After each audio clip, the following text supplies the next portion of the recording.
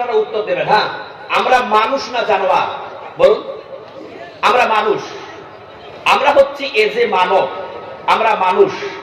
তাহলে আমরা কি আমাদের মানব জীবনের ইতিহাস জানবো কি জানবো না? অবশ্যই জানবো ইনশাআল্লাহ তাআলা। খুবই সংক্ষিপ্ত আলোচনা আজকে আমরা জানবো। আমরা যে মানুষ, আমরা যে মানব, তো আমাদের মানব জীবনের কি ইতিহাস, আমরা আমাদের মানব জীবনের বৃত্তান্ত অবশ্যই জানবো ইনশাআল্লাহ তাআলা। আপনি মানব জীবন বলতে কি বুঝেন? এই যে আমরা বলি আমাদের জীবন, তো এই জীবন বলতে আপনারা কি বুঝেন? এটা আগে এক্সপ্লেইন করি, ব্যাখ্যা করি, তারপরে বুঝতে পারবেন। এই জীবন বলতে মূলত আমরা কাকে বুঝি, এটা বোঝানোর জন্য আপনাদের সামনে একটা এক্সাম্পল রাখতেছি। যখন আমাদের গ্রামে কোনো মানুষ মারা যায়, তখন আমরা বলি না আহারে তার জীবনটা চলে গেল, আহ তার জীবনটা শেষ হয়ে গেল, বলি কি বলি না? আসলে প্রথমকার শব্দটা ঠিক ছিল, তার জীবনটা চলে গেল, তার জীবনটা শেষ হয়ে গেল, এটা ভুল। জীবন কোনোদিন শেষ হয়ে যায় না, জীবন চলে যায়।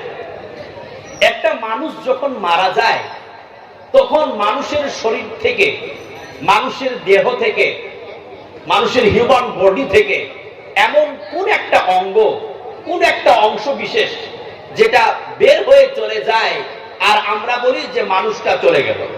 বলুন তো কি? রূহ বা আত্মা। একটা মানুষ যখন মারা যায়, তার চোখ চলে যায়, নাক চলে যায়, কান চলে যায়, হাত পা চলে যায়, তার হৃৎপিণ্ড চলে যায়, ফুসফুস চলে যায়, কিছু যায়? যার সাধারণভাবে মৃত্যু হয় কিছুতেই যায় না, সব তো পড়ে আছে।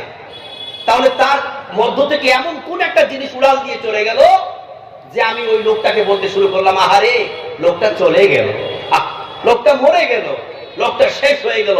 এই যে বাক্যটা আমরা প্রয়োগ করি কি জন্য? এই জন্যই যে মানুষের শরীরের ভিতরে অভ্যন্তরীণ একটা অংশ আছে, একটা জিনিস আছে, যেই অংশটার নাম আর যেই জিনিসটার নাম হলো রূহ বা আত্মা। মানুষের শরীর থেকে যখন আত্মা বা রূহ উড়াল দিয়ে চলে যায়, তখন আমরা বলি মানুষের জীবনটা চলে গেল। বাস্তব তাই। তার মানে জীবনের আর এক নাম হলো আত্মা বা রূহ। যেটাই রূহ সেটাই জীবন, যেটাই আত্মা সেটাই জীবন। তার মানে জীবনের আর এক নাম হলো আত্মা বা রূহ। এখন আমরা জানবো যে এই রূহের জীবন কতটুকু।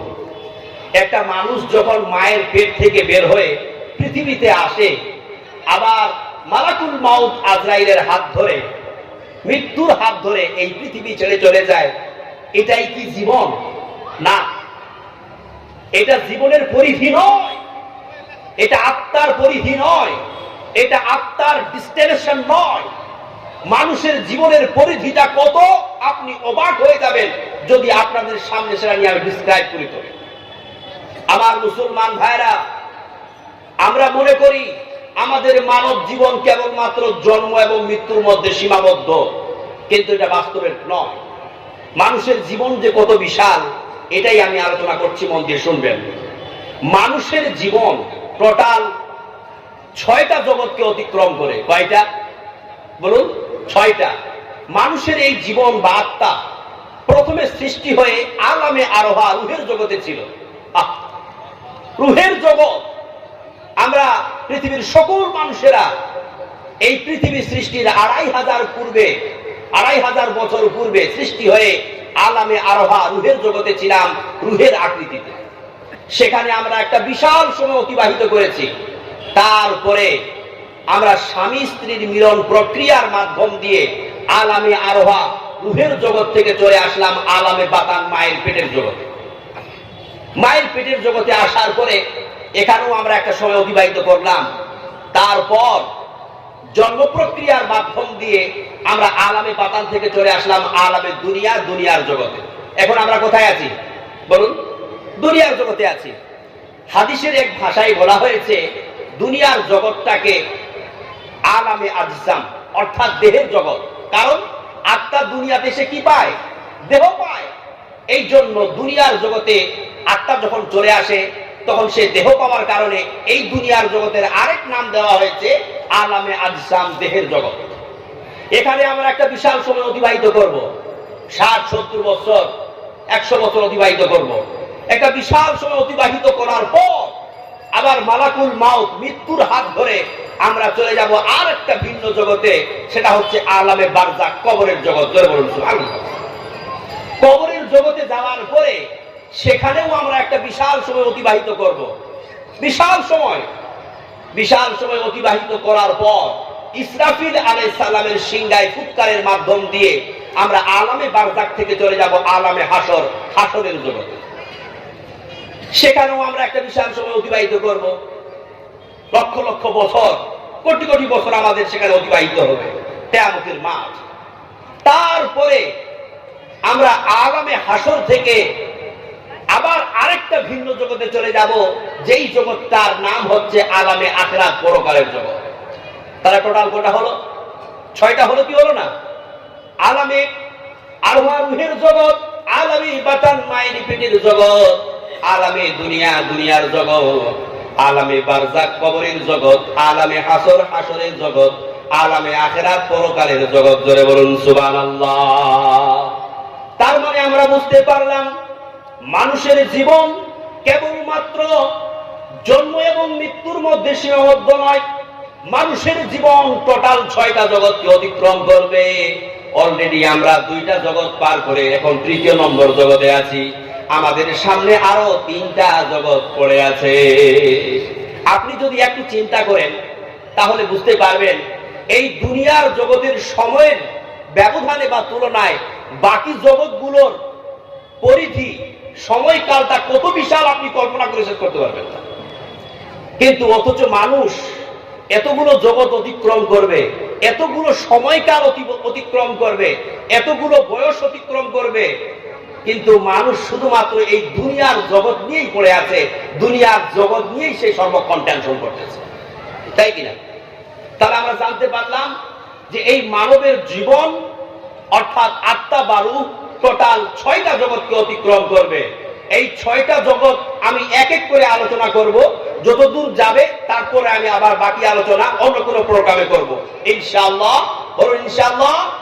ইনশাআল্লাহ। শুনুন, প্রথমকার জগৎটার নাম হচ্ছে আলামে আরওয়াহ, রূহের জগৎ। রূহের জগৎ সম্পর্কে আলোচনা করার পূর্বে আপনাকে রূহ সম্পর্কে জানতে হবে।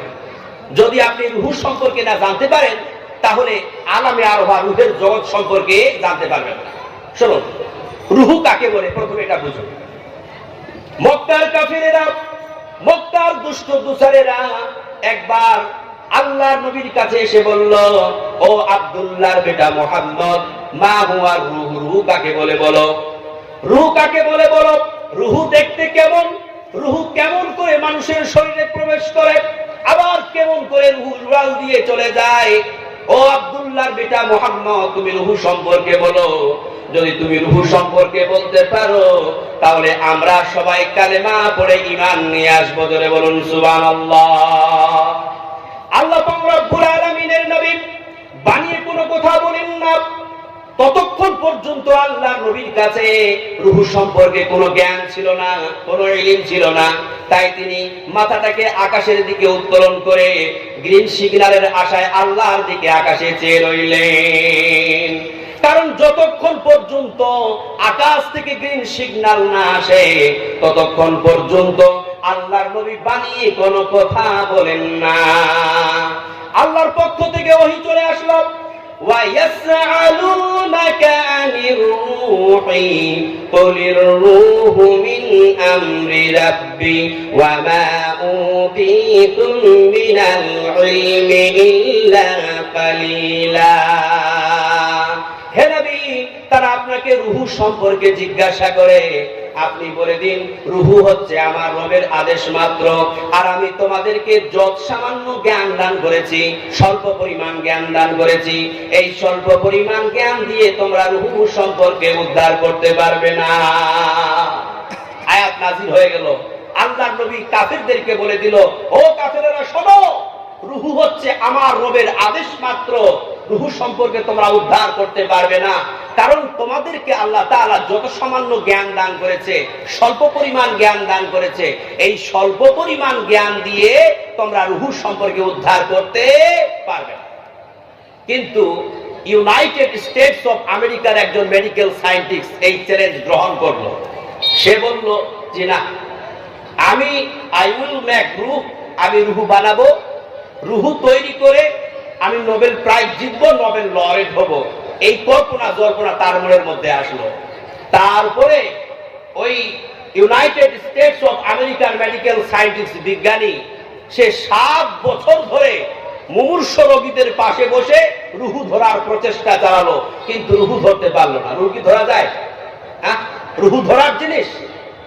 যখন কোনো মানুষ মৃত্যু মুখে পতিত হতো, মানে মোরা মোরা ভাব মরতে চলেছে, কিছুক্ষণ পরে হয়তো মারা যাবে, এরকম একটা সিচুয়েশন যখন তৈরি হতো, তো ওই বিজ্ঞানী করত কি, ওই মুমূর্ষ রোগীর পাশে চতুর্দিকে লোকেরা গিয়ে ভিড় জমাতো, আর তিনি ওখানে গিয়ে চুপটি মেরে বসে থাকতেন। যখন পাশের লোকেরা কান্নার রোল শুরু করে দেবে, তার ধারণা রুহু বের হচ্ছে, তখন সে ঝাপটি মেরে রুহুটাকে ধরে নেবে, এটা তার ধারণা। এইভাবে কি রুহু ধরা যায়? 7 বছর প্রচেষ্টা করেছে, কিন্তু রুহু ধরতে পারে নাই। তখন সে বলে যে আমিও কম না, আমি আমার পদ্ধতিটাকে আরো আপ টু ডেট করব। তখন সে বুলেট প্রুফ কাঁচ দিয়ে একটা রুম বানালো। রুম বানার পর ডক্টরকে আদেশ করলো যে আপনি আইসিইউ থেকে একটা পেশেন্টকে নিয়ে আসুন। নিয়ে আসা হলো। ডক্টরকে বললো, ডক্টর সাহেব আপনি এই পেশেন্টকে এই বুলেট প্রুফ কাঁচের মধ্যে ঢুকিয়ে দিন। ঢুকিয়ে দেওয়া হলো। লাইফ সাপোর্ট খুলে ফেলুন। ডক্টর বলছে, স্যার লাইফ সাপোর্ট যদি খুলে ফেলি তাহলে তো লোকটা মারা যাবে। বিজ্ঞানী তখন বলছে, আরে বোকা, মারার জন্যই তো বলছি, লোকটাকে যদি না মারা হয় তাহলে রুহু ধরবো কেন? লাইফ সাপোর্ট খুলে ফেলা হলো। লোকটা ওই বুলেট প্রুফ কাঁচের মধ্যে ছটপট ছটপট ছটপট করতে করতে ইন্তেকাল করে চলে গেল। তারপরে বিজ্ঞানীরা, ওই বৈজ্ঞানিক তার বৈজ্ঞানিক পদ্ধতিতে পর্যবেক্ষণ চালিয়ে বুলেট প্রুফ কাঁচের ভিতরের অংশটাকে পর্যবেক্ষণ করে দেখা গেল সেখানে হাওয়া ছাড়া আর কিছুই পাওয়া গেল না। জোরে বলুন সুবহানাল্লাহ। আল্লাহ রাব্বুল আলামিন বলেন, অবিজ্ঞানী তুমি যতই চেষ্টা করো না কেন, ওয়ামা উতীতুম মিনাল ইলমি ইল্লা কালিলা, আমি তোমাকে যত সামান্য জ্ঞান দান করেছি, স্বল্প পরিমাণ জ্ঞান দান করেছি, তুমি এই স্বল্প পরিমাণ জ্ঞান দিয়ে রুহু সম্পর্কে উদ্ধার করতে পারবে না। আজ পর্যন্ত কোন বিজ্ঞানী রুহু নিয়ে গবেষণা করতে পারে নাই।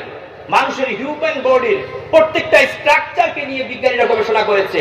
চোখ নিয়ে গবেষণা করেছে, নাক নিয়ে গবেষণা করেছে, মুখ নিয়ে গবেষণা করেছে, ব্রেনকে নিয়ে গবেষণা করেছে, হাত পা, অর্থাৎ মানুষের বডির প্রত্যেকটা অঙ্গ প্রত্যঙ্গকে নিয়ে বৈজ্ঞানিকেরা কি করেছে?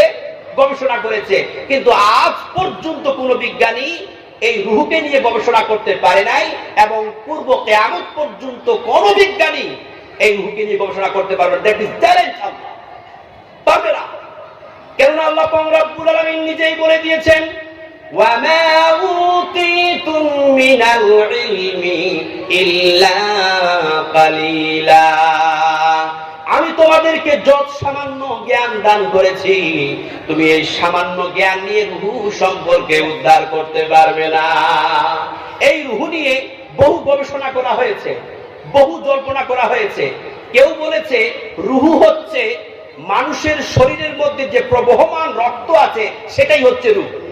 আবার কেউ বলেছে না না না, মানুষ যার মাধ্যম দিয়ে শ্বাস প্রশ্বাস গ্রহণ করে সেটা হচ্ছে রুহু।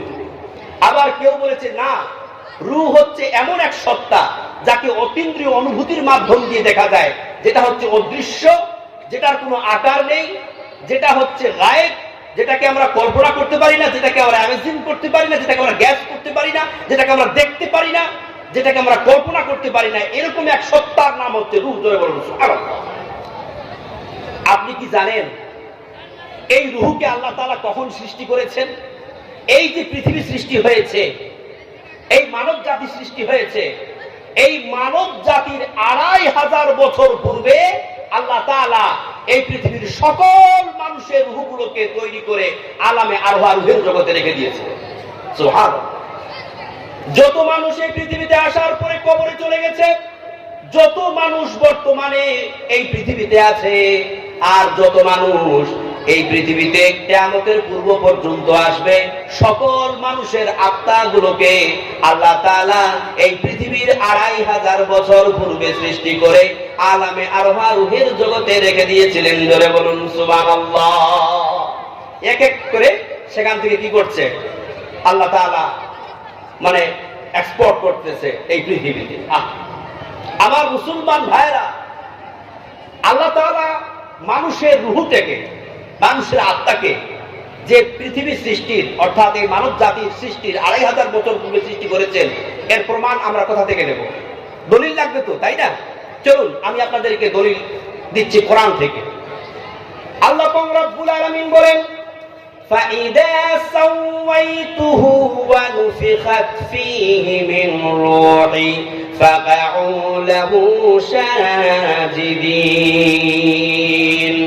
আল্লাহ পাক রব্বুল আলামিন ফেরেশতাদেরকে বললেন, ও আমার ফেরেশতারা শোনো, যখন আমি আদমকে পূর্ণাঙ্গ রূপে তৈরি করে দেব, যখন আমি আদমকে পরিপূর্ণ রূপে তৈরি করে দেব, ওয়া নুফিখাত ফীহি মিন রূহি, এবং তার মধ্যে রূহ প্রবেশ করিয়ে দেব, রূহ ঢুকিয়ে দেব, ফাকাউ লাহু সাজিদিন, তখন তোমরা সকলেই তার জন্য সাজদায় অবনত হয়ে যাবা।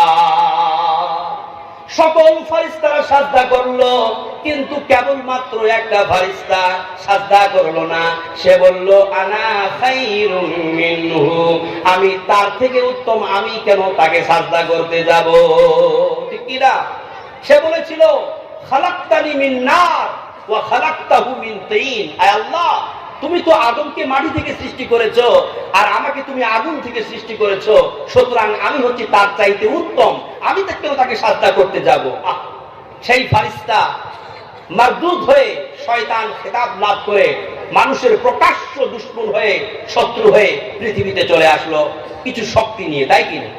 দেখুন আমার ভাইয়েরা, গল্প বলা বা ঘটনা বলা আমার উদ্দেশ্য নয়। কোরআনের আয়াতের দিকে ফোকাস করুন, আয়াতের দিকে লক্ষ্য করুন। আল্লাহ তাআলা কি বললেন? যে আমি যখন আদমকে তৈরি করে দেব, এবং তৈরি করার পর ওয়া নুফিকাত ফীহি মিন রূহি, তারপর তার মধ্যে আত্মা প্রবেশ করিয়ে দেব। তার মানে কি? তার মানে কি? তার মানে অবশ্যই যে আল্লাহ তাআলা আদমকে সৃষ্টি করার পূর্বে আত্মাকে তৈরি করেছিলেন, তাই না? আল্লাহ তাআলা আগে আদমের আত্মাকে তৈরি করেছিলেন, পৃথিবীর সকল আত্মাগুলোকে তৈরি করা হয়েছিল। আদমকে, আদমের যে স্ট্রাকচারটা, আদমের যে পুতলাটা, আদমের যে খলসটা, তার যে মমিটা, এটা তৈরি করার পর তার ভিতরে রূহটাকে, আদমের রূহটাকে প্রবেশ করিয়ে দিয়েছিল। জোরে বলুন সুবহানাল্লাহ। আমার মুসলমান ভাইরা, আমরা যখন সকলেই আলামে আরওয়াহ রূহের জগতে ছিলাম, তখন আল্লাহর কাছে আমাদের একটা ক্লাস হয়েছিল। আমরা আলামে আরওয়াহ রূহের জগতে একটা বিশাল বড় ক্লাস করেছিলাম। এই ক্লাস সম্পর্কে আমরা ভুলে গেছি, কারণ মানুষ তো ভুলে যায়, নাসিয়া মানসিয়া, মানুষ ভুলে যায়। আমার মুসলমান ভাইরা, আল্লাহ তাআলা একটা বিশাল বড় ক্লাস নিয়েছিলেন আলামে আরওয়াহ রূহের জগতে, আর সেই ক্লাসের সাবজেক্ট ছিল রব। রবকে, আল্লাহকে, মালিককে, এটাই ছিল মেন সাবজেক্ট। কোরআনের আয়াত দিয়ে শুনুন, তাহলে বুঝতে পারবেন। আল্লাহ পাক রব্বুল আলামিন বলেন, وَإِذَا أَخَذَ رَبُّكَ مِنْ بَنِي آدَمَ مِنْ ظُهُورِهِمْ وَذُرِّيَّتَهُمْ وَأَشْهَدَهُمْ عَلَى أَنفُسِهِمْ قَالُوا أَلَسْتُ بِرَبِّكُمْ قَالَ আল্লাহ পাক রব্বুল আলামিন বলেন, যখন আল্লাহ তাআলা আদমকে সৃষ্টি করলেন, আদমকে সৃষ্টি করার পর আদম আলাইহিস সালামের পিঠের উপরে হাত রাখলেন, আদমের পিঠ থেকে আদমের সকল সন্তানেরা বেরিয়ে আসলো, অর্থাৎ এই পৃথিবীর সকল মানুষ আদমের পিঠ থেকে বেরিয়ে আসলো। আল্লাহ পাক রব্বুল আলামিন প্রশ্ন করলেন, আলাস্তু বিরাব্বিকুম, আমি কি তোমাদের রব নই? সেই দিন আমরা সকলে বলেছিলাম, ক্বালু বালা ওয়া শাহিদনা, জি আল্লাহ, আপনি আমাদের রব, আমরা সাক্ষ্য দিলাম। জোরে বলুন সুবহানাল্লাহ। অর্থাৎ আমার মুসলমান ভাইরা, যখন আমরা আলামে আরওয়াহ রূহের জগতে ছিলাম, সেই দিন আল্লাহ পাক রব্বুল আলামিন রব সম্পর্কিত প্রশ্ন করেছিলেন। আমাদেরকে বলেছিলেন আলাস্তু বিরাব্বিকুম, আমি কি তোমাদের রব নই? আমরা সেই দিন বলেছিলাম ক্বালু বালা ওয়া শাহিদনা, জি হ্যাঁ আল্লাহ আপনি আমাদের রব, আমরা সাক্ষ্য দিলাম। জোরে বলুন সুবহানাল্লাহ। তারপরে মানুষ যখন পৃথিবীতে আসলো, দুনিয়ার জগতে আসলো, দুনিয়ার জগতে আসার পরে দুনিয়ার মায়া মমতা ভালোবাসার মোহে পড়ে মানুষেরা দুনিয়াতে এত মেতে গেল, রবকে ভুলে গেল। রবকে বলার আর সময় নাই, রব সম্পর্কে জানার সময় নাই, রবকে পড়ার সময় নাই, রবের আদেশ মানার সময় নাই। দুনিয়াতে সে পুরোপুরি ডুবে গেল। তারপর যখন সে দুনিয়া থেকে বিদায় নিয়ে কবরে চলে গেল, কবরে যাওয়ার পরে আল্লাহর নবী বলেন প্রথম যে প্রশ্নটা ফারিস্তা করবে সেটা হবে আবার রব সম্পর্কিত। ধরে বলুন সুবহানাল্লাহ। যখন আমরা কবরে যাব তখন ফারিস্তারা যে আমাদের প্রশ্ন করবেন, তো প্রথম প্রশ্নটা কি হবে? মান রাব্বুকা, তোমার রব কে? তাহলে একটু কল্পনা করুন আমার ভাইয়েরা, আমার বাপজিরা, আলামে আরওয়াহ রূহের জগতে যেই দিন আমরা পৃথিবীতে আসি নাই, আমরা রূহের জগতে ছিলাম, পৃথিবীতে আসব, সেই সময় আল্লাহ পাক রব্বুল আলামিন আমাদের সকলকে বললেন আলাস্তু বিরাব্বিকুম, আমি কি তোমাদের রব নই? সেই দিন আমরা বলেছিলাম জি আল্লাহ আপনি আমাদের রব। দুনিয়াতে আসার পর আমরা রবকে ভুলে গেলাম। তারপরে কবরে যখন আমরা যাচ্ছি আমাদের প্রথম প্রশ্নটা করা হচ্ছে মান রাব্বুকা, তোমার রব কে? সুতরাং আমরা জানি যে সমস্ত আমার ভাইয়েরা, যে সমস্ত আমার বাপজিরা, মা ও বোনেরা, অর্থাৎ যে সকল আল্লাহর বান্দা পৃথিবীতে আসার পরে তার রবের আদেশ মেনে চলে, তার রবের সংবিধান মেনে চলে, রবের কথা অনুযায়ী নিজের জীবন যাপন করে, সে যদি মূর্খও হয়, যখন সে কবরে যাবে অটোমেটিক সে বলে দিবে রাব্বি আল্লাহ, আমার রব আল্লাহ। কিন্তু যে সকল আমার ভাইয়েরা, যে সকল আল্লাহর বান্দারা বান্দিরা এই দুনিয়াতে আসার পর রবের আদেশ মেনে চলে নাই, আল্লাহকে মানে নাই, তারপর সে যদি শিক্ষিত হয়, বড় যোগ্যতম আলেম হয়, কিন্তু সে যদি তার জীবনে আল্লাহর আদেশ না পালন করে চলে, কবরে যাওয়ার পর যখন তাকে প্রশ্ন করা হবে মান রাব্বুকা, তোমার রবকে, সে শিক্ষিত হওয়ার পরেও বলবে হা হা লা আদরি, হায় আফসোস আমি জানি না আমার রবকে। তার মানে যদি আপনি পৃথিবীতে দুনিয়াতে আপনার রবের আদেশ পালন করে চলেন, তাহলে সেই দিন আপনি অটোমেটিক্যালি উত্তর আপনার মুখ থেকে বেরিয়ে যাবে যে আল্লাহ আপনি আমার রব। কিন্তু যদি আপনি শিক্ষিত হন, মাস্টার হন, আপনি বড় বিজনেসম্যান হন, আপনি বড় প্রফেসর হন, আপনি যত শিক্ষিত হন না, বড় আলেমে দ্বীন হন, কিন্তু যদি আপনি আল্লাহর আদেশ মেনে এই দুনিয়ায় জীবন যাপন না করেন, অটোমেটিকলি আপনার জুবানে তালা পড়ে যাবে। কবরে যখন আপনাকে ছোট্ট একটা প্রশ্ন করা হবে, ছোট্ট একটা বাক্য মান রাব্বুকা, তোমার রবকে, সেই দিন কিন্তু আপনি আর বলতে পারবেন না। আপনার মুখ থেকে অটোমেটিক বের হবে না রাব্বি আল্লাহ, এই শব্দটা আপনি ভুলেই যাবেন। তখন আপনি বলবেন হা হা লা আদরি, হায় আফসোস আমি জানি না আমার রব। তাহলে পড়ে লাভ কি? শুনুন ভাই, কোরআন হাদিস পড়লাম, বড় আলেমে দ্বীন হলাম, যোগ্যতম আলেম হয়েছি, যোগ্যতম জ্ঞানী মানুষ হয়েছি, এটা বড় বিষয় নয়। আমি যতটুকু রব সম্পর্কে জ্ঞান পেয়েছি আল্লাহ, আমি যাতে করে তোমার আদেশ মেনে দুনিয়ায় জীবন যাপন করতে পারি। সুতরাং আমার ভাইরা, আমার বাপজিরা, দুনিয়ায় আপনি আল্লাহর আদেশ পালন করে চলবেন, এটাই হচ্ছে বিষয়। তার মানে যখন আমরা আলামে আরওয়াহ রূহের জগতে ছিলাম, আমাদের একটা ক্লাস নেওয়া হয়েছিল, আর ক্লাসের সাবজেক্ট কি ছিল? আলাস্তু বিরাব্বিকুম, আমি কি তোমাদের রব নই? রবকে, এটাই ছিল মেন সাবজেক্ট। আমার মুসলমান ভাইরা, কিন্তু আপনারা বলতে পারবেন এই যে আমরা দুনিয়ায় এসেছি, তো দুনিয়া আসার পর আমরা তো ব্রেন পেয়েছি, দিমাগ পেয়েছি, বুদ্ধি পেয়েছি, সবকিছু আমরা বুঝতে পারি, আমরা একজন ব্রেন শক্তিওয়ালা মানুষ, বুঝনেওয়ালা মানুষ। কিন্তু আলামে আরওয়াহ রূহের জগতে এইভাবে আমাদেরকে নিয়ে আল্লাহ তাআলা একটা ক্লাস করেছিল।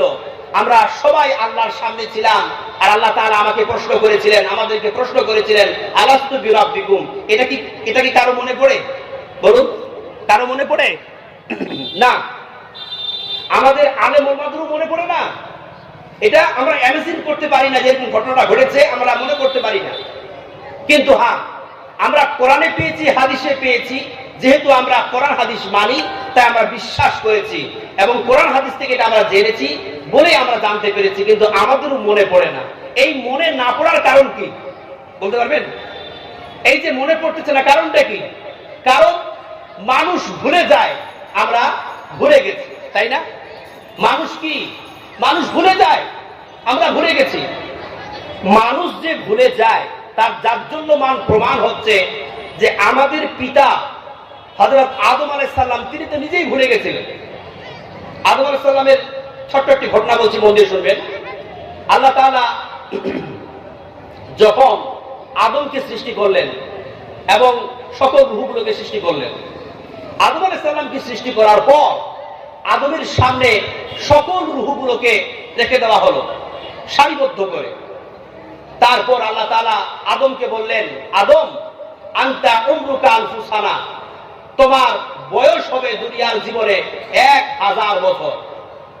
তখন আদম আলাইহিস সালাম সামনের দিকে তাকাচ্ছে, তো দেখতে পাচ্ছে যে মিটমিট করে একটা তারার ন্যায় আটটা জ্বলতেছে, রূহ জ্বলতেছে। তখন আদম আল্লাহকে প্রশ্ন করলেন, আল্লাহ ওই যে মিটমিট করে জ্বলছে দূরবর্তী স্থানে, ওটা কার রূহ? তখন আল্লাহ তাআলা বললেন, ওটা হচ্ছে তোমারই এক সন্তান দাউদের রূহ। আদম তখন বললেন, আল্লাহ ঠিক আছে, আমাকে তো আপনি 1000 বছর দিয়েছেন, তো এত সুন্দর দেখতে দাউদ আমার সন্তান, তো এর বয়স আবার কত দিয়েছেন? তখন আল্লাহ তাআলা বললেন, তার বয়স হচ্ছে 60 বছর। আদম তখন বলছে, আল্লাহ এটা কি নাইনসাফি হয়ে গেল না?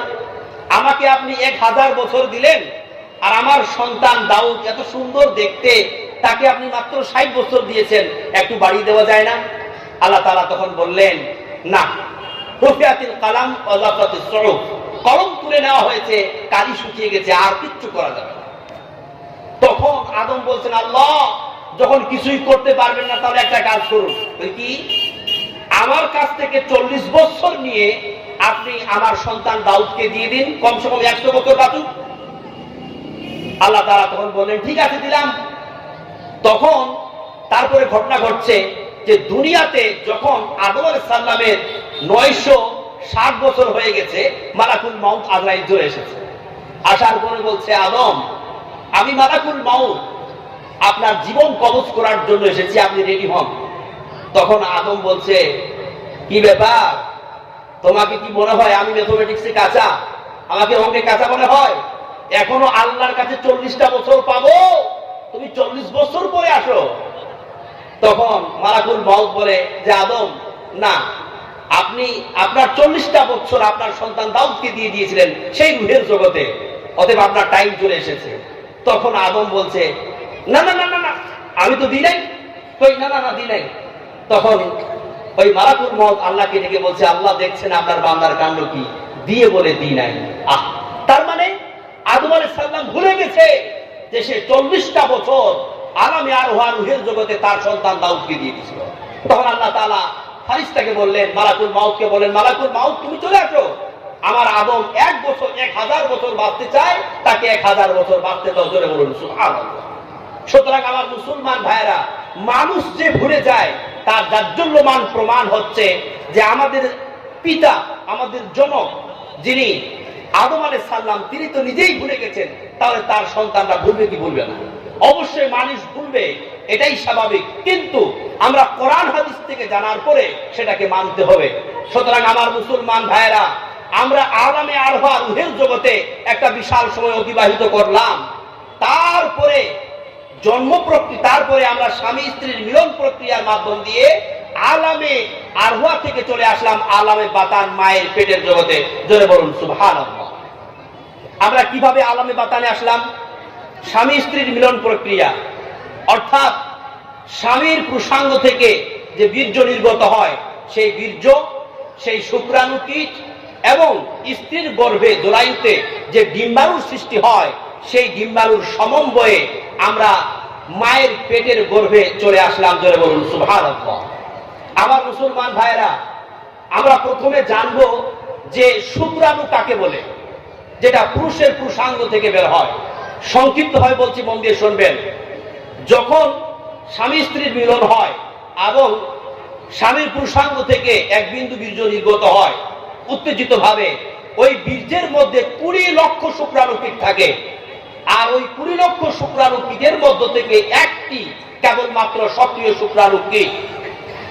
স্ত্রীর জরায়ুর মধ্যে প্রবেশ করে, স্ত্রীর জনিপথ দিয়ে স্ত্রীর জরায়ুর মধ্যে প্রবেশ করে ডিম্বাণুর সঙ্গে মিলিত হয়ে কি হয়, একটা ভ্রূণ বা এমব্রয় তৈরি হয়। যারা বলুন সুবহানাল্লাহ। এই যে ডিম্বাণুগুলো, এগুলো সম্পর্কে কি জানেন? যখন একটা মেয়ে শালারিকা হয়, প্রাপ্তবয়স্ক হয়, তখন তার জরায়ুর মধ্যে অসংখ্য ডিম্বাণু তৈরি হয়, ছোট্ট ছোট্ট। আর এই ডিম্বাণুগুলো তার সঙ্গে শুক্রাণুর অপেক্ষা করে। যখন তাদের একটা ঠিকঠাক মিলন হয় না, তখন সে মাসের নির্দিষ্ট কয়েকটি দিনের ব্যবধানে নষ্ট হয়ে জরিপথ দিয়ে বেরিয়ে যায়, যেটাকে আমরা মাসিক বা হায়েজ বলে থাকি। কিন্তু যখন স্বামী স্ত্রীর একটা ঠিকঠাক মিলন হয় এবং স্বামীর পুরুষাঙ্গ থেকে এক বিন্দু বীর্য নির্গত হয়ে স্ত্রীর জরিপথ দিয়ে জরায়ুর দিকে ধাবিত হয়, তখন 20 লক্ষ শুক্রাণু কীট একসঙ্গে তারা যুদ্ধ করে, মারামারি করে।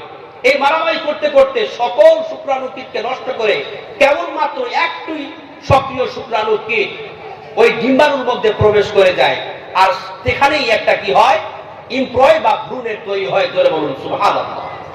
এই যে ভ্রূণ আকারে যে আমরা মাতৃগর্ভে আসলাম, এই ভ্রূণটা কত নিকৃষ্ট আপনি কি জানেন? কতটা ক্ষুদ্র, কতটা নিকৃষ্ট, এটা কি কোনোদিন কল্পনা করেছে? আপনারা দেখবেন বর্ষাকালে যখন প্রচুর পরিমাণে বৃষ্টি হয়, বর্ষাকাল, মাঠের মধ্যে প্রচুর বৃষ্টি পড়ার কারণে পানি জমে যায়।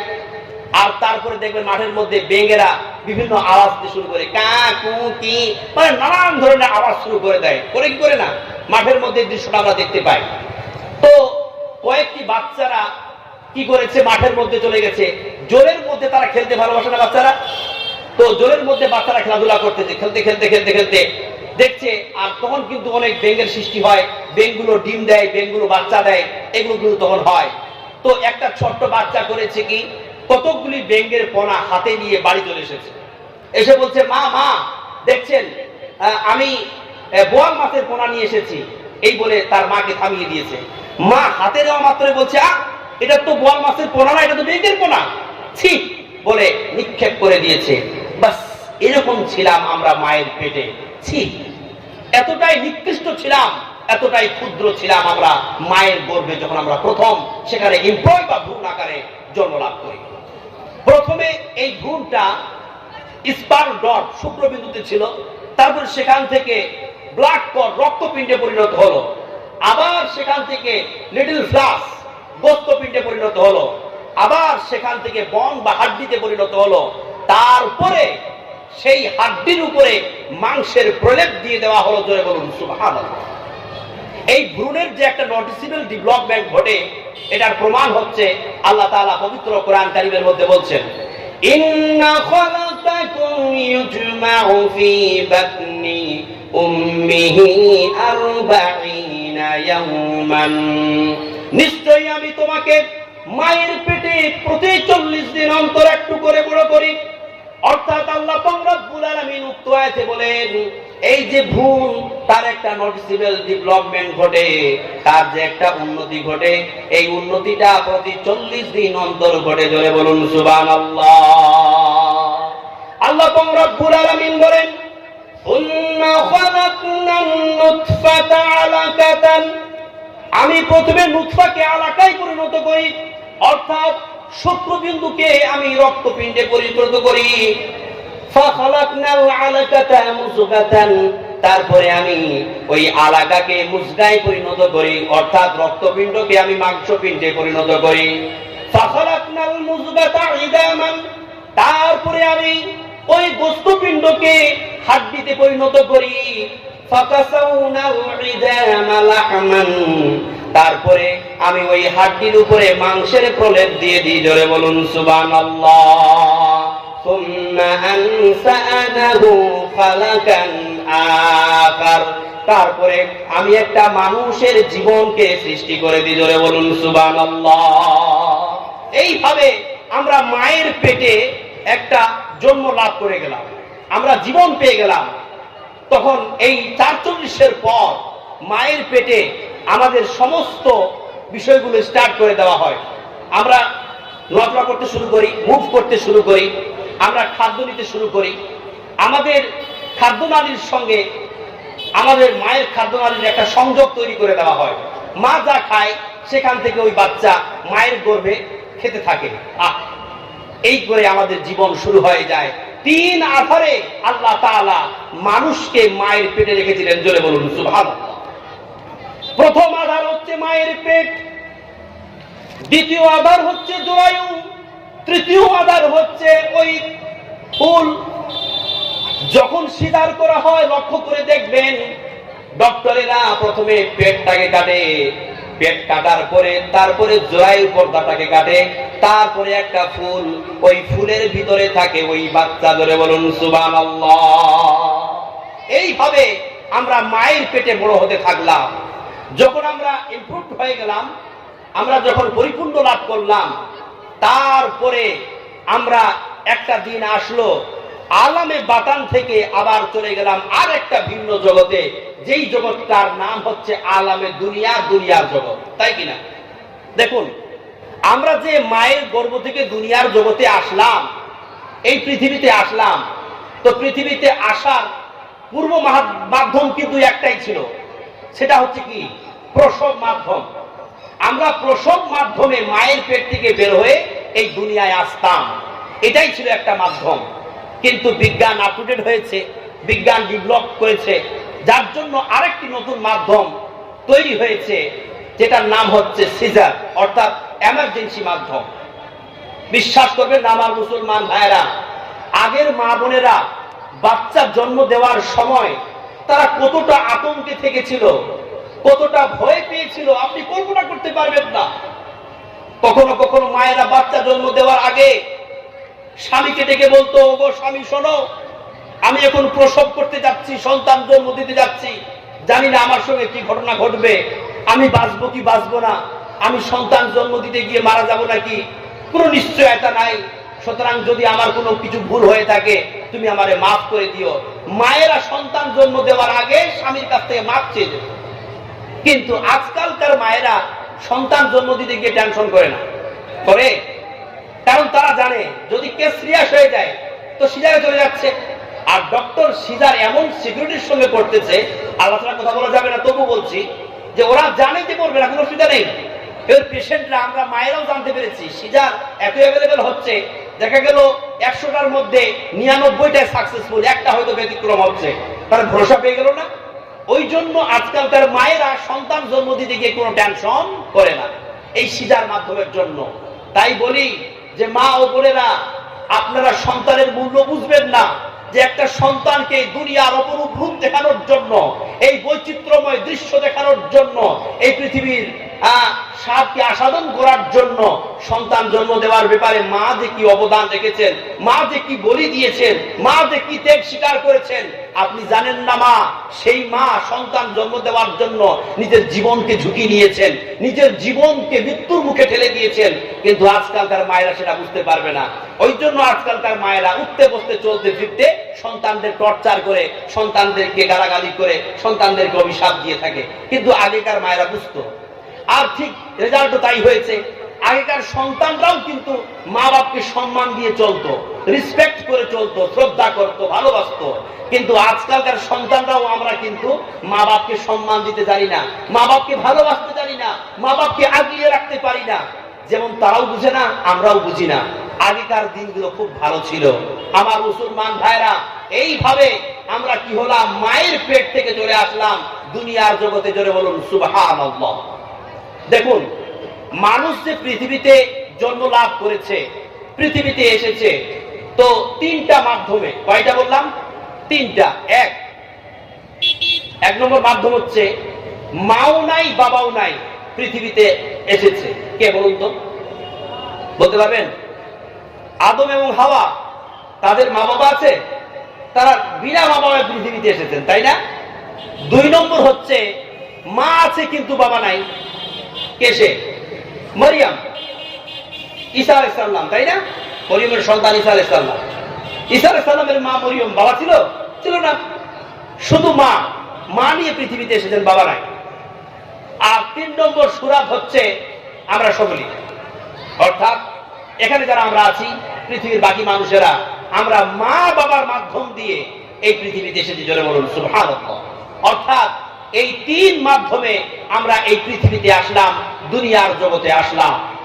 এই দুনিয়ার জগৎ বড় কঠিন জগৎ, কারণ মানুষ যখন সর্বশেষ অন্তিম জগতে পাড়ি দেবে, আখিরাতে পাড়ি দেবে, তখন মানুষের জীবনে এই মানুষের জন্য পরকালের জগতে, আখিরাতের জগতে দুইটা জায়গা থাকবে, এক জান্নাত আর এক জাহান্নাম। পৃথিবীর কিছু মানুষ চলে যাবে জান্নাতে, আর পৃথিবীর কিছু মানুষ চলে যাবে জাহান্নামে। মানুষেরা যে জান্নাত আর জাহান্নামে যাবে, এটা ডিপেন্ড করবে, এটা নির্ভর করবে দুনিয়ার জীবনের কর্মের উপরে। জোরে বলুন সুবহানাল্লাহ। তাহলে বলুন তো ভাই, এই দুনিয়ার জীবনটা আমাদের জন্য খুবই গুরুত্বপূর্ণ না? তাহলে এখন আমি যেটা আলোচনা করব দুনিয়ার জগৎ নিয়ে। এই দুনিয়ার জগৎটা আমাদের জন্য খুবই গুরুত্বপূর্ণ, খুবই মাইনে রাখে। এই দুনিয়ার জগৎকে আমরা অবহেলাভাবে নিতে পারি না। এই দুনিয়ার জগৎটা আমাদের জন্য খেলতামাশা বানালে চলবে না। যদিও আল্লাহ তাআলা কোরআনে বলেছেন দুনিয়ার জগৎটা হচ্ছে খেলতামাশা, কারণ মানুষেরা অধিকাংশ দুনিয়ার জগতে গিয়ে খেলতামাশার মতো নিজের জীবনটাকে, নিজের জীবনের আয়ুটাকে, নিজের জীবনের বয়সটাকে অতিবাহিত করতেছে। কিন্তু দুনিয়ার জীবন একজন জ্ঞানী মানুষের জন্য খেলতামাশার জায়গা না, এটা চিন্তার জায়গা, এটা কল্পনার জায়গা, এটা ভাবনার জায়গা।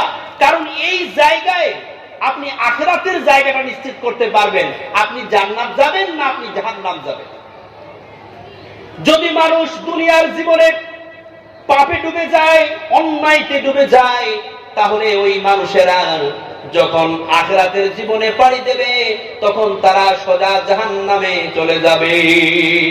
কিন্তু যদি মানুষেরা দুনিয়ার জীবনে আমল করে যায়, সৎকর্ম সম্পাদন করে, যদি সে পাপ থেকে দূরে থাকে, আল্লাহর ইবাদতের মধ্যে নিমজ্জিত থাকে, তখন সেই ওই বান্দা যখন আখিরাতের জগতে পাড়ি দেবে, তখন সে জান্নাতে চলে যাবে। জোরে বলুন সুবহানাল্লাহ।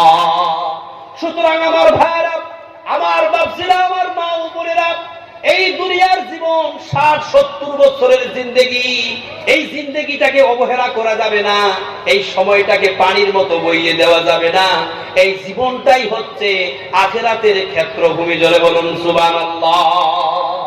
আপনি যখন আখিরাতে যাবেন, আপনি জান্নাত যে যাবেন, জান্নাতে যাওয়ার যে লোলুপতা, যে চাহাত, যে আশা বাসনা, এটা যদি আপনার মধ্যে থাকে, তাহলে দুনিয়াতে আপনাকে আমালে সালেহ, নেক কর্ম করতে হবে, আপনাকে আল্লাহর ইবাদত করতে হবে, আল্লাহর গোলামি করতে হবে, তবে গিয়ে আপনি আখিরাতে জান্নাত লাভ করতে পারবেন। জোরে বলুন সুবহানাল্লাহ। সুতরাং আমার মুসলমান ভাইরা, দুনিয়ার জীবন সম্পর্কে আল্লাহ তাআলা পবিত্র কোরআনে বলেছেন, ইন্নামাদ দুনিয়া হুলুবাতুন খাদরা। এই দুনিয়া হচ্ছে বড় সবুজে ঘেরা, এই দুনিয়া হচ্ছে বড় মিষ্টি। মানুষ, তোমরা সতর্ক থাকবা, তোমরা সাবধান থাকবা। দুনিয়ার মিঠাস, দুনিয়ার মিঠতা, দুনিয়ার স্বাদ, দুনিয়ার এই গ্রিন সবুজ রঙে ভরা আকর্ষণীয় জিনিসগুলো আপনাকে খিঁচবে, আপনাকে দুনিয়ার মায়ায় ফেলে এতটা মাগলুব করে দেবে, এতটা ডুবিয়ে দেবে যে আপনি আখিরাতের পুঞ্জিকা সঞ্চয় থেকে দূরে সরে যাবেন, আপনি ইবাদত থেকে দূরে সরে যাবেন, আপনি সৎকর্ম থেকে দূরে সরে যাবেন। এইভাবে দুনিয়া আপনাকে ধীরে ধীরে গ্রাস করবে, দুনিয়া আপনাকে শেষ করার চেষ্টা করবে। দুনিয়া বড় মায়াজাল, এই দুনিয়া থেকে বাঁচবেন। আমার মুসলমান ভাইয়েরা, আল্লাহ তাআলা পবিত্র কোরআন কারীমের মধ্যে বলেছেন যে দুনিয়াতে 5টা জিনিস এমন আছে যে 5টা বিষয় মানুষকে তার দিকে আকর্ষণ করে, দুনিয়া টেনে ধরে মানুষকে তার দিকে খিচে নেয় এবং তাকে ধ্বংস করে দেয়। কয়টা বললাম? 5টা জিনিস। দেখুন, আল্লাহ পাক রব্বুল আলামিন বলেন, যুইনা লিন-নাসি হুব্বুস শাহাওয়াতি মিনান নিসা ওয়াল বানিনি ওয়াল কানাতিরিল মুকান্তারাতি মিনাজ যাহাবি ওয়াল ফিজ্জা ওয়াল খাইলিল মুসাওওয়ামাতি ওয়াল আনআম والحرث ذلك متاع الحياة الدنيا والله عنده حسن المآب। আল্লাহ তাআলা বলেন, দুনিয়া মানুষকে আকর্ষণ করে। কিভাবে আকর্ষণ করে? 5টা বিষয়ের মাধ্যম দিয়ে। যুইনা লিন-নাসি হুব্বুস শাহাওয়াত, প্রবৃত্তির ভালোবাসা, মন যা চায় এই মাধ্যম দিয়ে মানুষ দুনিয়ার দিকে আকর্ষণ করে নিয়েছে, মানুষকে টেনে নিয়েছে। আজ যারা আপনারা এখানে বসে আছেন, প্রত্যেকটা মানুষের মধ্যে প্রবৃত্তি আছে। এই প্রবৃত্তিগুলো মানুষকে সুশ্রী দেয় খারাপ কাজের জন্য, পাপের জন্য। যুবক ভাইদের মন করে যে আমি যদি একটা সুন্দরী মেয়ে পেতাম, তাকে নিয়ে যদি একটা কোনো পিকনিক পয়েন্টে কোনো একটা জায়গায় ঘুরতে যেতাম, আমি যদি একটা সুন্দরী মেয়েকে নিয়ে হয়তো সিনেমা হলে যেতাম, আমি যদি জেনায় লিপ্ত হতাম।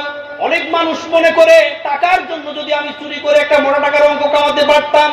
এই যে মানুষের ধারণা, এই যে মানুষের লোলুপতা, এটা হচ্ছে প্রবৃত্তির আকর্ষণ। এইভাবে প্রবৃত্তি মানুষকে আকর্ষণ করে নিয়েছে। প্রবৃত্তির মাধ্যম দিয়ে মানুষ ধ্বংসের পথে চলতে শুরু করেছে। ওয়াল বানিন ওয়ান নিসা, দুটো শব্দ ব্যবহার হয়েছে। সন্তানাদি মানুষকে দুনিয়ার দিকে আকর্ষণ করে নিয়েছে, এবং স্ত্রী মানুষকে দুনিয়ার দিকে আকর্ষণ করেছে। দুনিয়াতে যখন মানুষ আসে, সন্তান এবং স্ত্রীর সমন্বয়ে এত মায়া মমতার জালে বাঁধনে বেঁধে যায় যে এই সন্তান আর স্ত্রী মানুষকে দুনিয়ার দিকে টেনে নেয়। ওয়াল কানাতিরিল মুকান্তারাতি মিনাজ যাহাবি ওয়াল ফিজ্জা, রাশি রাশি সোনা চাঁদি টাকা পয়সা ধন দৌলত, এই বিষয়গুলো মানুষকে দুনিয়ার দিকে টেনে নিয়েছে, দুনিয়ার দিকে আকর্ষণ করে নিয়েছে। এই সব বিষয়গুলো মানুষকে দুনিয়ার দিকে টেনে নিয়েছে, ঠিক কিনা? দেখুন, মানুষ আজ অর্থের পিছনে, টাকা পয়সার পিছনে এত ছুটতে শুরু করেছে, এত ছুটতে শুরু করেছে যে সে দুনিয়ায় পুরোপুরি ভাবে ডুবে গেছে। দুনিয়ার আকর্ষণ তার মধ্যে চলে এসেছে। সে আখিরাতকে ভুলে বসে আছে, আল্লাহকে বলে ভুলে বসে আছে, ইবাদতকে ভুলে বসে আছে। এই অর্থ, এই টাকা পয়সা মানুষকে দুনিয়ার দিকে টানছে। অতএব দুনিয়া থেকে যদি বাঁচতে চান, তাহলে আপনাকে টাকা থেকে বাঁচতে হবে। দেখুন ভাই, রিজিকের মালিক আল্লাহ। এই পৃথিবীতে এমন কোন প্রাণী নাই যেই প্রাণীর রিজিকের ব্যবস্থা আল্লাহ তাআলা করেন নাই। যত মানুষ পৃথিবীতে আছে, যত প্রাণী পৃথিবীতে আছে, সকল প্রাণীর রিজিকের ব্যবস্থা আল্লাহ তাআলা করে রেখেছেন। এত বিশাল বিশাল প্রাণী আছে, যেই প্রাণীদের খাদ্য তালিকার খাদ্যর পরিমাণ যদি শুনেন তাহলে অবাক হয়ে যাবে। অথচ ওই প্রাণীরা কোনোদিন খাদ্য নিয়ে টেনশন করে? কোনোদিন করে না। সকালবেলা বের হয়, সন্ধ্যাবেলা পেট ভর্তি করে বাড়ি ফিরে, নো টেনশন। আর মানুষ এমন একটা প্রাণী যে সে 250 গ্রামের চাউলের ভাত খেতে পারে না, আর সর্বক্ষণ রিজিক নিয়ে টেনশন করে। এই রিজিকের অতি তাড়না, অতি টেনশন তাকে কি করেছে? আল্লাহর ইবাদত থেকে গাফিল করে দিয়েছে। একজন মানুষ সকাল হলে রিজিকের পিছনে, অর্থের পিছনে এত দৌড়াদৌড়ি করতে শুরু করে, চাকরি বাকরি ব্যবসাতে এমন ভাবে চলতে শুরু করেছে, তার জোহরের নামাজ কোথায় গেল, আসর কোথায় গেল, মাগরিব কোথায় গেল, তার ঠিক নাই। একজন মানুষ যদি বলে, ভাই তুমি এত ছোটাছুটি করতেছো টাকার পিছনে, ঠিক আছে মানলাম তুমি খুব বড় একটা ব্যবসায়ী, খুব ব্যস্ত থাকো, তো এই ব্যস্ততা তো তোমাকে টাকা করেছে, অর্থ করেছে, তো তুমি কি জোহরের নামাজ পড়েছো? ভাই কি বলবো, আমি ব্যস্তর কারণে জোহরের নামাজ পড়তে পারি নাই। এই টাকার ব্যস্ততা, টাকার ছুটোছুটি আপনাকে আপনার জোহরের নামাজ কাজা করে দিল, জোহরের নামাজ থেকে আপনাকে গাফিল করে দিল। কিন্তু আপনি কি বুঝলেন না? আল্লাহ তাআলা বললেন, এই অর্থ, এই টাকা পয়সা, ধন দৌলত মানুষকে দুনিয়ার দিকে আকর্ষণ করছে। যালিকা মাতাউল হায়াতিদ দুনিয়া, এগুলো সব দুনিয়ার ভোগ সামগ্রী। ওয়াল্লাহু ইনদাহু হুসনুল মাআব, আল্লাহ তার কাছে আছে উত্তম প্রত্যাবর্তন স্থল। পৃথিবীর সকল মানুষকেই আল্লাহর কাছে ফিরে যেতে হবে। জোরে বলুন সুবহানাল্লাহ। সুতরাং আমার মুসলমান ভাইরা, দুনিয়া বড় মায়াজাল, দুনিয়া বড় মায়াজাল, মায়াই ঘেরা। দুনিয়ার মায়া মমতা থেকে যদি বাঁচতে চান, এই 5টা জিনিস থেকে বাঁচতে হবে। 1 নম্বর হলো প্রবৃত্তির ভালোবাসা, 2 নম্বর হলো সন্তান, 3 নম্বর হলো স্ত্রী, 4 নম্বর হলো টাকা পয়সা, আর 5 নম্বর হলো এই যে গবাদি পশু, ওয়াল আনআম ওয়াল হারস। এই গবাদি পশুর শস্য ক্ষেত, মানুষ পশুপালনে এতটা নিমজ্জিত হয়ে গেছে, বকরা বকরি, গরু, হাঁস, মুরগা, মুরগি, এত ভাবে মেয়েরা ডুবে গেছে। বিশ্বাস করবেন না আমার মুসলমান ভাইরা, আমাদের গ্রাম অঞ্চলের অবস্থা, ওই মেয়েরা এক গুচ্ছ বকরি পুষে, এক গুচ্ছ হাঁস মুরগা মুরগি পুষে, ওইগুলোর পিছনে এত ছুটে, এগুলোর পিছনে এত ছুটে যে তার নামাজ কাজা হয়ে যায়। মাগরিব কোথায় চলে যায়, আসর কোথায় চলে গেল, জোহর কোথায় চলে গেল, কোরআন পড়ার সময় নাই, আল্লাহর ইবাদতের সময় নাই। সুতরাং এই গবাদি পশুগুলো মানুষকে দুনিয়ার দিকে আকর্ষণ করেছে। এই যে দুনিয়ার ক্ষেত ফসল খামার চাষাবাদ, মানুষ চাষাবাদে ডুবে গেছে, মানুষ মাঠ ঘাটে চলে গেছে কাজকর্ম করার জন্য, সারাদিন ধান রোপণ করে, সারাদিন হাল চালায়, এমন পরিশ্রম করে টাকার জন্য এই ক্ষেত খামার, এই ফসল, এই জমিন, এই চাষাবাদ মানুষকে দুনিয়ার দিকে টেনে নিয়েছে, দুনিয়ার মায়া জালে ফাঁসিয়ে দিয়েছে, এবং তারা মায়া জালে এমন বন্দী হয়েছে যে তারা আল্লাহর ইবাদত থেকে দূরে সরে চলে গেছে। অথচ আমরা জানি পৃথিবীর কোন মানুষ যদি আল্লাহর ইবাদত না করে, নামাজ যদি প্রতিষ্ঠা না করে, সালাত যদি আদায় না করে, ওই মানুষটা পরকালে যাওয়ার পর কোনোদিন জান্নাতের স্বপ্ন দেখতে পারে না। যদি জান্নাত পেতে চাও 5 ওয়াক্তের নামাজ বা জামাত আদায় করো। যদি জান্নাত পেতে চাও আমার মুসলমান ভাইরা, আল্লাহর ইবাদতে, আল্লাহর বান্দিগিতে নিজের জীবনটাকে উৎসর্গ করে দাও। যদি তুমি এই দুনিয়ার এই সমস্ত মায়া জালে পড়ে, এই সমস্ত বিষয়গুলোর উপরে ভিত্তি করে যদি তুমি দুনিয়ায় গ্রাস হয়ে যাও, তাহলে তোমার আখিরাত বড় খারাপ হয়ে যাবে। আখিরাত আমরা হারিয়ে ফেলবো, আখিরাতের জন্য আমরা কোনো পুঁজি সঞ্চয় করতে পারবো না। সুতরাং আল্লাহ তাআলা স্পষ্ট করে এই কোরআনের আয়াতের মধ্যে 5টা জিনিসের কথা বলেছেন। এই 5টা জিনিস মানুষকে দুনিয়ার দিকে আকর্ষণ করেছে আমার ভাইরা। সুতরাং দুনিয়া থেকে সাবধান থাকবেন, কেননা আল্লাহ নবী একটি হাদিসের মধ্যে বলেন, ইহারাবু ইবনু আদামা ওয়া ইয়াসুব্বু মিন হুসনাতা। মানুষ যখন বুড়ো হয়ে যায় তখন তার দুটো জিনিস কিন্তু জোয়ান হতে থাকে। বোঝা গেল না? এই যে যারা আমরা বুড়ো হয়ে গেছি, বয়স্ক হয়ে গেছি, চুল দাড়ি পেকে গেছে, আমরা বুড়ো হয়ে গেছি না? তো মানুষ যখন বুড়ো হয়ে যায় তো তার দুটো জিনিস কিন্তু তখন তাজা হতে লাগে, জোয়ান হতে লাগে। কি কি? এক, আল হিরসু আলাল মাল, ধন সম্পদের লোভ, ধন সম্পদের লালচ। আমরা যত বুড়ো হই ধনের প্রতি ভালোবাসা, ধনের প্রতি লালচ কিন্তু তত বৃদ্ধি পায়। 2 নম্বর হচ্ছে ওয়াল হিরসু আলাল উমুর, বয়সের লোভ। বিশ্বাস করবেন না আমার মুসলমান ভাইরা, একটা মানুষ 60-70 বছর হয়ে গেছে, চুল দাড়ি সব পেকে একাকার, মরার বয়স চলে এসেছে, মরার নিশানিগুলো তার সামনে ভাসমান, কিন্তু তার বেরেন তাও বলে, আরে ওই জমিনটা কোথায়, ওই টাকাটা কোথায়, ওই সম্পদ কোথায়।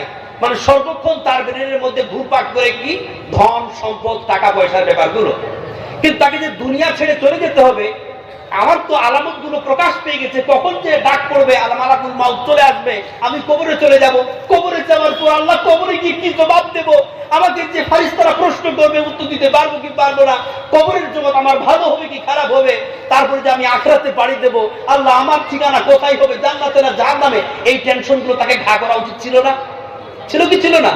কিন্তু দেখবেন লক্ষ্য করে তার এই টেনশন গুলো কিন্তু মাথায় ঘুরপাক করে না, বরং তার মাথায় এগুলো টেনশন ঘুরপাক করে যে আমার কতগুলো জমিন আছে, এই ছেলে তুই ওটা কোথায় রেখেছিস, ওটা আবাদ করেছিস, এই নানানটা, মানে দুনিয়ার সম্পদের প্রতি তার এখনো কিন্তু লোভ থেকেছে। এটা রাসূল সাল্লাল্লাহু আলাইহি ওয়াসাল্লাম বলতেছে। আর একটা হলো বয়সের লোভ। বিশ্বাস করবেন না, আমার এক চাচা আছে, তো আমরা বন্ধুর মতো বিহেভ করি। তো একদিন চাচাকে বলছি, চাচা আপনার বয়স কত হবে? তো আমার থেকে একটু বয়সে বড়, তো বলছে কত আর হবে রে, হবে 20-25 বছর। একটু ইয়ারনেস, স্মার্টনেস দেখানোর জন্য নিজে যে ভাবে, আল্লাহ মানুষের তো গোড় আয়ু বর্তমান 60 বছর, যখন মোটামুটি 60 বছর আমরা পা দিই, আমাদের অন্তর কিন্তু লুলুক সহ্য শুরু করে, আরে আর কটা দিন বাঁচবো, কখন যে মরণ চলে আসবে, এই দুনিয়া ছেড়ে চলে যেতে হবে, কি যে হবে না হবে, নানানটা টেনশন, নানানটা চিন্তা আমাদের ব্রেনে কাজ করে। তাই আমরা মনে মনে ভাবি যে সবসময় যাতে করে আমরা আমাদের বয়সটাকে একটু কম করে বলি। তো আমার চাচার বয়স কিন্তু মোটামুটি 35 পার করে 40-এর কাছাকাছি, আর চাচা বলছে কি আমার বয়স এই 25 বছর হবে আর কি। চিন্তা করছে, মানুষের একটা খাসলাত বলছি, বৈশিষ্ট্য বলছি। আপনি একটা মানুষকে সাধারণভাবে যদি বলেন যে ভাই তোমার বয়স কত বলো তো একটু, তার যদি জানা থাকে যে আমার বয়স 25 বছর, সে বলবে কত হবে আর ওই 20-21 বছর হবে, ও কিন্তু 2-3 বছর পাবেই। এটা মানুষের বৈশিষ্ট্য। যদি কারো 30 বছর হয়, কত আর হবে, আমার বয়স তো ওই 27 হবে, ও জানে পাক্কা আমার বয়স 30 বছর। চিন্তা করেন, তো এই যে মানুষের বয়সের লোক, এটা কোনোদিন যাবে না। তাই আল্লাহ পাক রব্বুল আলামিনের নবী বলেন, আল হিরসু আলাল মালি ওয়াল হিরসু আলাল উমুর। মানুষ যখন বুড়ো হয়ে যায়, তখন তার দুইটা জিনিস তাজা হয়ে যায়, জোয়ান হয়ে যায়। একটা হলো ধন সম্পদের লোভ, আর একটা হলো বয়সের লোভ। জোরে বলুন সুবহানাল্লাহ।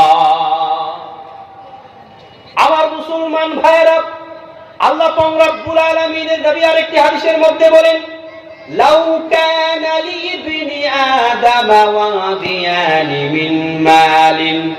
যদি আদম সন্তানের ধন সম্পদের দুটো উপত্যকা থাকতো, দুটি পাহাড় থাকতো, লিবতাগা ওয়াদিয়া সালিসান, তবুও ওই আদম সন্তান তৃতীয় আর একটি ধন সম্পদের লালচ করত।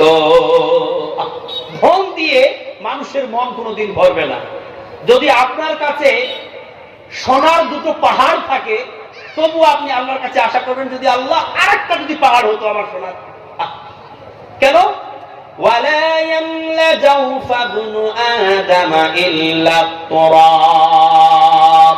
আল্লাহর নবী বলেন, যতক্ষণ না মানুষ কবরে যাচ্ছে, ধনের লোভ তার কোনোদিন মিটবে না। মানুষ যতক্ষণ না কবরে যাবে, ততক্ষণ পর্যন্ত মানুষের এই দুনিয়াতে ধনের লোভ কিন্তু শেষ হবে না, ধনের লোভ যাবেই না। দেখুন ভাই, এই পৃথিবীতে কেউ ইনাফ নয়, কেউ যথেষ্ট নয়। একজন মানুষ হাজার হাজার টাকার মালিক, আল্লাহর কাছে দোয়া করে বলে, আল্লাহ তুমি যদি আমাকে লাখপতি বানিয়ে দিতা, লক্ষ টাকার মালিক করে দিতে আল্লাহ, তাহলে আমি আর তোমার কাছে কিচ্ছু চাইতাম না। কিন্তু লক্ষ্য করে দেখবেন, যে লাখপতি, যার কাছে লক্ষ লক্ষ টাকা আছে, সে আবার আল্লাহর কাছে দোয়া করে বলে, আল্লাহ তুমি যদি আমারে কোটিপতি করে দিতা, কোটি কোটি টাকার যদি আমি মালিক হতাম, তাহলে আমি আর তোমার কাছে কিচ্ছু চাইতাম না। আবার লক্ষ্য করে দেখবেন, যার কাছে কোটি টাকা আছে, কোটি টাকার মালিক সেও আল্লাহর কাছে প্রার্থনা করে বলে, আল্লাহ তুমি যদি আমারে আরবপতি করিয়ে দিতা, তাহলে আর তোমার কাছে আমি কিছু চাইতাম না। আল্লাহ বলছে, বান্দা তোমাকে যদি আরবপতি বিলিয়নের যদি আমি তোমাকে মালিক করে দিই, তুমি বান্দা আমার, তোমার মন ভরবে না। কারণ আল্লাহ পাক রব্বুল আলামিন পবিত্র কোরআন কারীমের মধ্যে বলেন, আলহাকুমুত তাকাতুর হাত্তা যুরতুমুল মাকাবির। যতক্ষণ না মানুষ কবরে যাবে, ততক্ষণ পর্যন্ত মানুষ দুনিয়াতে ধন ধন টাকা টাকা করতেই থাকবে। এই পৃথিবীতে কোনো মানুষ এই অর্থ নিয়ে সন্তুষ্ট হতে পারে না, পেরেছে? পারবে না। আপনি এখান থেকে মনে কি ভাবছেন বলুন তো? এক্সাম্পল স্বরূপ, আমরা যারা ছোট বড় চাকরি করি, হাজার হাজার টাকা ইনকাম করে কোন রকম করে জীবনযাপন করতেছি, এবার আমরা এখান থেকে দাঁড়িয়ে বা বসে চিন্তা করতেছি, আরে মুকেশ আম্বানি, মুকেশ আম্বানির যা ব্যাপার, ও যে জামাগুলো পরে, ও যে গাড়িতে ঘোরাফেরা করে, যে সে ওয়াচটা পরে আছে, হাতের ঘড়িটা, তার মেয়ের বিয়েতে যা খরচ হলো, ওই সমস্ত টাকা পয়সার মালিকগুলো যদি আমি হতাম, তাহলে মনে হয় আল্লাহ আমার জীবন তো সচ্ছল হয়ে যেত, আর জীবনে তোমার কাছে আমি কোনোদিন অর্থ নিয়ে আর অপশন করতাম না। কিন্তু এই ধারণা আপনার ভুল। আপনাকে যদি আল্লাহ মুকেশ আম্বানির মতো বড়লোক করে দিত, তখন আপনি কিন্তু তার উপরের দিকে হাত চেয়ে বসে থাকতেন আর ভাবতেন যে আমি যদি আরেকজন বড় ব্যক্তির মতো হতে পারতাম। আপনি আপনার দৃষ্টি তখন আরো উপরে থাকবে। মুকেশ আম্বানিকে যদি প্রশ্ন করা হয়, আল্লাহ তো আপনাকে অনেক ধন সম্পদ দিয়েছে, টাকা পয়সা দিয়েছে, তো আপনি কি সন্তুষ্ট? সে কি বলবে? সন্তুষ্ট? সে সন্তুষ্ট নয়। দেখবেন সর্বক্ষণ সে টেনশন করে যে ঠিক আছে, আমার দিনের আয় তো মোটামুটি হয়তো একদিনে আমার কামাই হচ্ছে 25 কোটি টাকা, 30 কোটি টাকা, তো এটা যদি মোটামুটি 50 কোটি টাকা হতো, একদিনের কামাই তার ভালো হতো। মানে সেও সন্তুষ্ট নয়। যদি সন্তুষ্ট হতো, তাহলে এই জিওর দাম রিসেন্ট বাড়ানোর প্রয়োজন ছিল? মানুষ তো খুব ভালোভাবে চলছিল। আমরা যারা গরিব মানুষ, রিচার্জ করতে গিয়ে আমাদের অনেক টানাপোড়েন এসে যায় না? হচ্ছে কি হচ্ছে না? তোর তো অনেক টাকা, বিলাসবহুল জীবন যাপন করে সে, তাহলে বাড়ানোর কি দরকার ছিল? গরিব মানুষেরা, সাধারণ মানুষেরা ঠিকঠাক রিচার্জ করে কোনোরকম করে চালাতে পারতো। কিন্তু কেউ নিজের জায়গায় সন্তুষ্ট নয়। একটা কথা হলো এই যে আল্লাহ তাআলা পবিত্র কোরআন কারীমের মধ্যে বলেছেন, আল্লাহকুমুত তাকাসুর হাত্তা যুরতুমুল মাকাবির। মানুষ ধন সম্পদ সম্পদ টাকা টাকা করতেই থাকবে যতক্ষণ না মানুষ কবরে গিয়ে পৌঁছাবে। এটাই হচ্ছে মানুষের চরিত্র। আমার মুসলমান ভাইয়েরা, আমি আলোচনা করতেছিলাম এই দুনিয়ার জগৎ। দুনিয়ার জগৎ থেকে আমাদের সাবধান থাকতে হবে, সতর্ক থাকতে হবে। এই দুনিয়ার জগতের মায়ায় পড়লে হবে না। এই দুনিয়ার জগৎটা হচ্ছে আখিরাতের ক্ষেত্র ফসল, ক্ষেত্রভূমি। এই জায়গায় মরণের পরে যখন আমরা এক একটা জগৎ পার করে অন্তিম জগতে যাব, তখন সেই জগতে যখন আমাদের জন্য ডিসাইডিং হবে জান্নাত আর জাহান্নাম, আল্লাহ যাতে করে তোমার জান্নাতের মেহমান আমরা হতে পারি, ঠিক কিনা বলুন তো ভাইরা, বাপজিরা যারা বসে আছেন, মরণের পরে অন্তিম জগতে যখন আমরা পাড়ি দেব, তো আল্লাহর কাছে আমাদের কি চাওয়া? এই যে আপনারা শীতের দিন, কনকনে ঠান্ডা, বাড়ির লেপ কোথা ছেড়ে, একটা নরম বিছানা ছেড়ে, গদি ছেড়ে আপনারা কষ্ট করে এই শামিয়ানার নিচে বসে আপনারা বক্তব্য শুনছেন, কোরআন হাদিসের আলোচনা শুনতেছেন, আপনারা নামাজ পড়েন, রোজা রাখেন, সৎকর্ম সম্পাদন করেন। কি জন্য? কি চাওয়া? একটাই তো চাওয়া, তাই না? আল্লাহর কাছে একটাই চাওয়া যে আল্লাহ মরণের পরে যাতে করে ওই সুখময় জান্নাত আমরা লাভ করতে পারি। আল্লাহ, আমরা তোমার অধম বান্দা, তোমার ওই জাহান্নামের শাস্তি আমরা বরদাস্ত করতে পারবো না, তোমার ওই জাহান্নামের আগুনের তাপ আমরা সহ্য করতে পারবো না। আল্লাহ, মরণের পরে যাতে করে আমরা তোমার জান্নাতের মালিক হতে পারি। মালিক তুমি জান্নাতে, তোমার পাশে আমার একটি ঘর বানিয়ে দিও। মালিক তুমি জান্নাতে, তোমার পাশে আমার একটি ঘর বানিয়ে দিও। সেই বিভীষিকাময় মহাদিনে তোমার জান্নাতে করে নিও। মালিক তুমি জান্নাতে, তোমার পাশে আমার একটা ঘর বানিয়ে দিও। লিল্লাহি তাকবীর। আমাদের একটাই চাওয়া যে আল্লাহ আমাদের নামাজ, আমাদের রোজা, আমাদের যাকাত, আমাদের সাদকা, আমাদের আমালে সালেহ সব কিছুর বিনিময়ে আল্লাহ গো, মরণের পরে তোমার ওই জান্নাতের বাসিন্দা আমরা হতে চাই। এটাই তো আমাদের চাওয়া। এর চাইতে অন্য কিছু আর চাওয়া আছে? নাই। আমার মুসলমান ভাইরা, দেখুন এই দুনিয়ার জগৎটা খুব বড় বিপদের মনে হবে। কেননা রাসূল সাল্লাল্লাহু আলাইহি ওয়াসাল্লাম বলেছেন, আদ-দুনিয়া সিজনুল মুমিনি ওয়া জান্নাতুল লিল কাফির। এই দুনিয়ার জীবনটা হচ্ছে মুমিনদের জন্য জেলখানা। জেলখানা বুঝতে পারলেন? যেখানে আমরা বন্দী হয়ে থাকি, জেলখানা। তো মুমিনদের জন্য এই দুনিয়ার জগৎটা জেলখানা কেন? আর কাফিরদের জন্য এই দুনিয়ার জগৎ জান্নাত কেন? কারণটা কি? রাসূল সাল্লাল্লাহু আলাইহি ওয়াসাল্লাম এই কথা বললেন কেন? আসলে এর দুটো কারণ বলি। এক, মুমিনের জন্য এই দুনিয়ার জগৎ জেলখানা কেন? কারণ মুমিনেরা, আল্লাহর মুমিন বান্দারা এই দুনিয়ার জগতে ইচ্ছা মতো চলতে পারে না। তাদেরকে একটা গাইডলাইন্স মেনে চলতে হয়, তাদেরকে একটা রুলস রেগুলেশনের উপর দিয়ে চলতে হয়, তাদেরকে নিয়ম কানুনের মধ্যে থাকতে হয়, তাদেরকে একটা বিধিবিধানের মধ্যে থাকতে হয়, একটা দায়রার মধ্যে থাকতে হয়। এই জন্য মুমিনকে এই দুনিয়ার জগৎটা জেলখানা মনে হয়। যেমন কায়দিরা জেলখানা ইচ্ছা মতো চলতে পারে না, তাদেরকে নিয়ম অনুযায়ী চলতে হয়। সেই জেলখানার যে নিয়ম কানুন থাকে সেই নিয়ম কানুন মাফিক চলতে হয়। তেমনি ভাবে দুনিয়ার জীবনে মুমিনদেরকে আল্লাহর গাইডেন্স মেনে চলতে হবে, নিজের ইচ্ছায় সে চলতে পারবে। এক নম্বর কারণ। দুই নম্বর কারণ হচ্ছে যে মুমিনরা যখন এই দুনিয়া ত্যাগ করে আখিরাতে পাড়ি দেবে, তখন এই মুমিনদের ঠিকানা হবে জান্নাত। কোথায় হবে? জান্নাত। জান্নাত হবে পরম সুখের জায়গা, শান্তির জায়গা। এই জান্নাতের সুখ শান্তির তুলনায় ওই মুমিন বান্দাদেরকে দুনিয়ার জীবনটা কি মনে হবে? জেলখানা মনে হবে। কেন বলুন তো? যখন একজন ব্যক্তি জেলখানায় যায় কোনো অপরাধের কারণে, তারপরে সে মনে করে আল্লাহ কোথায় বন্দী হয়ে আছি, অশান্তিতে আছি, কষ্টে আছি, যখন আমার জেল থেকে আমি মুক্তি পেয়ে যাব আর বের হয়ে আসবো, তখন একটা শান্তির জায়গায় আসবো, তাই না? তো মুমিন বলছে আল্লাহ দুনিয়ার জগতে আছি, একটা অশান্তির জায়গায় আছি, আমি তো মুমিন, আমি তো মরার পরে জান্নাত পাবো। তো ওই জান্নাত যে এত আরামের, এত সুখের, ওই জান্নাতের সুখের তুলনায় মুমিনকে এই দুনিয়ার জগৎটা কি মনে হবে? জেলখানা মনে হবে। এবার কাফেরকে এই দুনিয়ার জগৎটা জান্নাত কেন মনে হবে? এরও দুটো কারণ আছে। এক, কাফেরদেরকে কোনো বিধিবিধান মেনে চলতে হয় না, ওদেরকে কোনো নিয়ম কানুন মেনে চলতে হয় না, ওদের যা ইচ্ছা তাই করে। যারা কাফের, যারা মুশরিক, ওরা কোনো নিয়ম কানুন মেনে চলে না, ওরা আজাদ, যখন মন চাই তাই করে। যদি জেনা ব্যভিচার করার মন চাই জেনা ব্যভিচার করে নেয়, যদি শরাব পান করার মন চাই শরাব পান করে দেয়। আমি এখানে থাকবো, ওখানে থাকবো, সেখানে যাব, ওখানে যাব, ইচ্ছা আমার যা মন চাই তাই করবো, কিচ্ছু বলার নাই।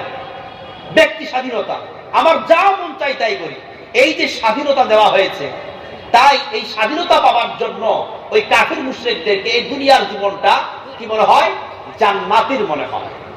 দুই নম্বর কারণ হচ্ছে যে এই কাফির মুশরিকরা যখন মারা যাবে, তারা যখন অন্তিম জগতে পাড়ি দেবে, তখন তাদের ঠিকানা হবে জাহান্নাম।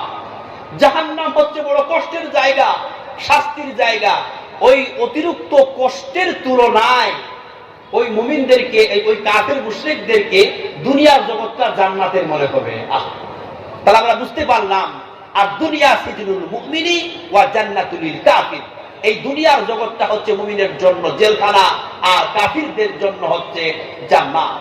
সুতরাং আমার মুসলমান ভাইরা, আপনি যদি দুনিয়াটা জেলখানার মতো অতিবাহিত করেন, জেলখানায় যেমন কষ্ট হয়, দুঃখ হয়, যন্ত্রণা হয়, ব্যথা হয়, সেরকম ফ্রিডম পাওয়া যায় না, স্বাধীনতা পাওয়া যায় না, আয়েশ আরামের ঠিকানা পাওয়া যায় না, আপনি বুঝে নেবেন আপনি একজন মুমিন।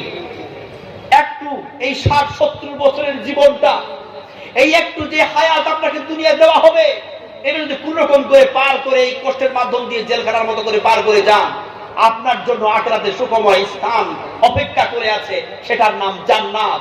আর সেখানে আপনি অনন্তকাল থাকবেন, জোরে বলুন সুবহানাল্লাহ।